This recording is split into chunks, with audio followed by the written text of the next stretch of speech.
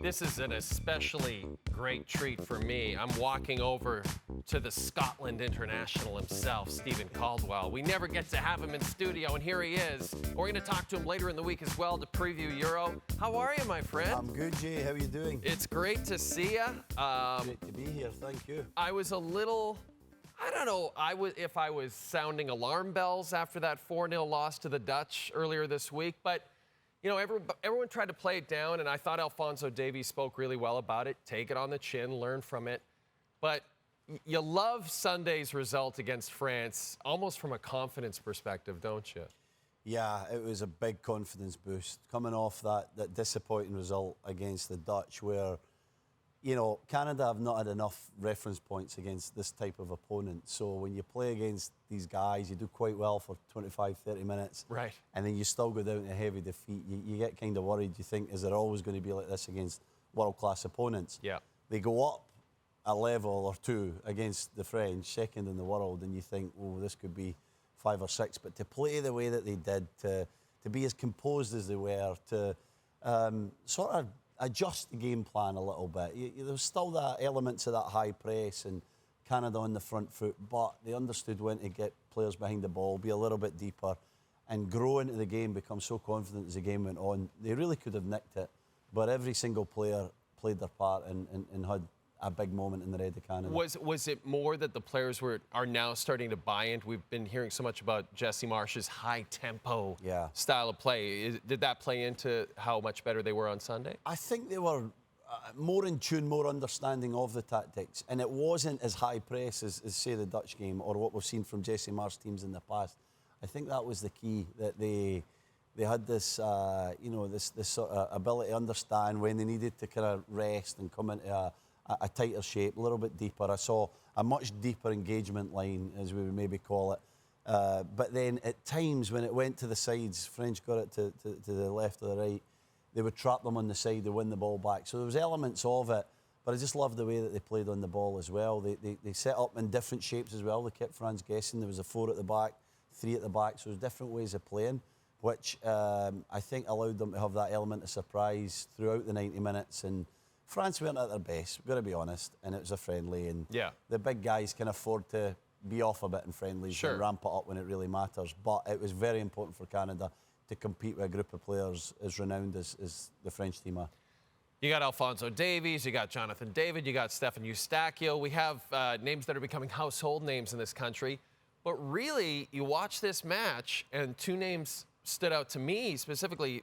Max Crepeau was absolutely terrific.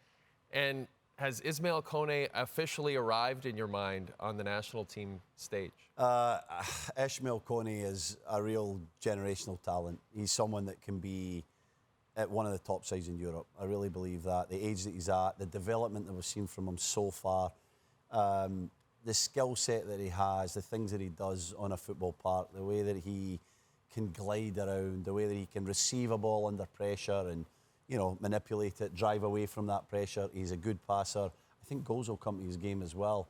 But it was the maturity of that performance today. He's playing against Camavinga, N'Golo Kante, Antoine Griezmann. He's playing against the world's best for the last, you know, Camavinga's a little younger, but these guys, decade plus. Griezmann, amazing, you know? And to play like that in that game and show the maturity and the discipline to be in the middle with Eustáquio, who was outstanding as well, and to control that area of the field, I thought was absolutely outstanding. Just a really brilliant performance from him. Hopefully we're going to see even better in the Copa America. And this guy's on the verge of a really huge move. And quick mention for Crepeau, he's in a bit of a battle with Dane St. Clair. There's some debate who the number 1 is. He cemented that place today with that performance. The saves he made at vital times. If Canada had went 1-0 down in that game in the first 20 minutes, we might have been seeing another 4 or 5. But the way that Crepeau made these saves and allowed the confidence to build was key. Boy, things have changed a lot for Canadian soccer to have a battle for the #1 keeper job. It's not just Craig Forrest every year. Okay, so for Copa America, you know, a result like that, you know, you brought it up. If France isn't at their best, I get that, it's a friendly, but does it give you a little bit of confidence knowing, hey, you stood toe-to-toe with the #2 team in the world. Now you're about to face the #1 team of the world June the 20th at Copa? I think it will give them huge confidence. I don't think Argentina are watching this performance quaking in their boots, let's be honest, but I think they'll be giving Canada a little bit of respect. They'll be seeing the performance and they'll be saying, we got to be careful against Canada. The thing about the big guys is they never underestimate other opponents. That's usually what they're so strong at. But I really believe that Canada can go to Mercedes-Benz Stadium in Atlanta and get a result now against Argentina. Things have to go well on the day. Argentina need to be off their game. Canada need to play exceptionally well. But they've shown they can do it. They've shown that they can mix it, and they've shown that they can. It's not just about bedding in on the 18-yard box and absorbing chance after chance, pressure after pressure. They can go out, they can possess the ball, they can be dangerous on the counter-attack and in possession as well. So they've got a good chance. But more than that, they've gave themselves a real chance and a belief that they can come out the group. That's the key. Whatever happens against Argentina in Atlanta will happen. You've got Peru next. Very winnable game. Very winnable game. And then Chile's, could set up a really massive match against Chile where that could be for the second spot in the group. So a lot of excitement, so there should be after the performance in Bordeaux.